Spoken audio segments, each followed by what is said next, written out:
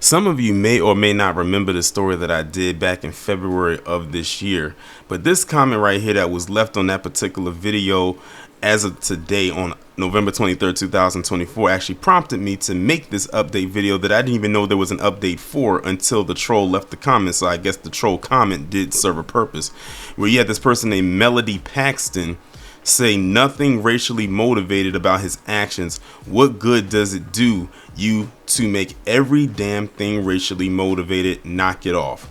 I want you to put a pin in this comment and we'll revert back to it towards the end of the video.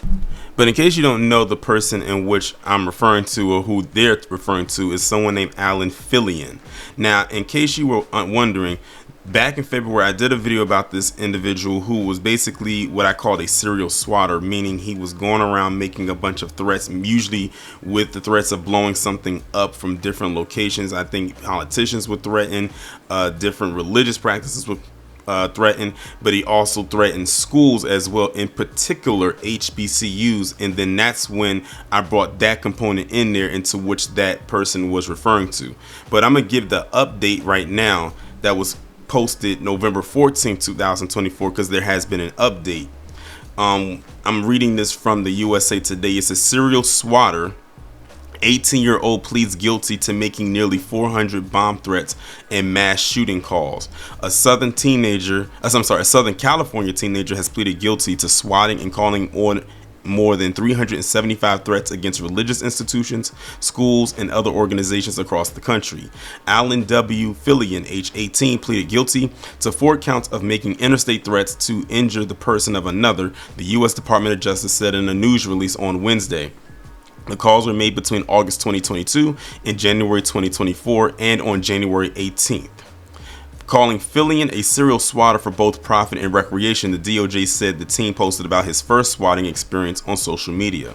In January 2023, he said his first swatting happened 2 to 3 years prior to the post. He added that 6 to 9 months ago, he decided to turn it into a business, according to the DOJ. Lawyers representing Filion said they would not comment on the case Thursday morning. Filion lives in Lancaster, California, part of Los Angeles County, and is accused of making threatening calls and saying he planted bombs in specific locations. He also said he detonate bombs or carry out mass shootings, the DOJ said. According to prosecutors, he targeted religious institutions, high schools, colleges, and universities. Mind you, those colleges and universities that he targeted were HBCUs. I just wanted to throw that in there. The calls led to police officers and emergency services in large numbers, the DOJ said. He gave authorities fake names and made fake claims, the agency said. During that time, the dispatchers spent on the phone with Filion, they were unavailable to respond to other emergencies, the DOJ said in its release. Additionally, in response to many of his calls, armed law enforcement officers were dispatched into the targeted addresses and likewise were made unavailable to respond to other emergencies. So what he was doing, he was clogging up the emergency lines with all of the stuff that he was doing, so people who were actually in real danger couldn't get the help they needed because of the stuff that he was doing. In some cases, officers responding to the calls in their homes with their weapons drawn and detained people inside the homes. In a January 2023 post, Filion said his goal when swatting is to, quote, get the cops to drag the victim and their families out of the house, cuff them, and search the house for dead bodies. So for those of y'all who don't really know what swatting is, that's just making fake phony calls and saying someone is doing something so extreme that the cops have to be called there, and they come and detain the person under false pretenses because of a call someone else made. And I've heard horror stories behind that swatting. I know it was very popular at one time, especially with those who are into gaming, and they would have literally sometimes the SWAT team come to their home, not the person who made the call, but the one they made the call on, unbeknownst to them. And it could be any time of the day or at night. Typically it usually happens at night because that's when people are typically home, and they just come out of nowhere, and it could lead to something disastrous. Hence why he said that he was hoping, his goal was to see people being dragged out of the home, preferably if they were deceased. This part that I'm about to read right here is going to say what charges did he plead guilty to.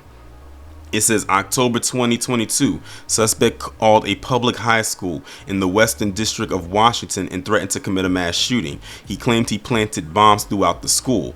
In May 2023, the suspect targeted a religious institution in Sanford, Florida, about 28 miles northeast of Orlando. He said he had an illegally modified AR-15, a Glock 17 pistol, pipe bombs, and Molotov cocktails. He claimed he was about to commit a mass shooting and kill everyone in sight, the DOJ said.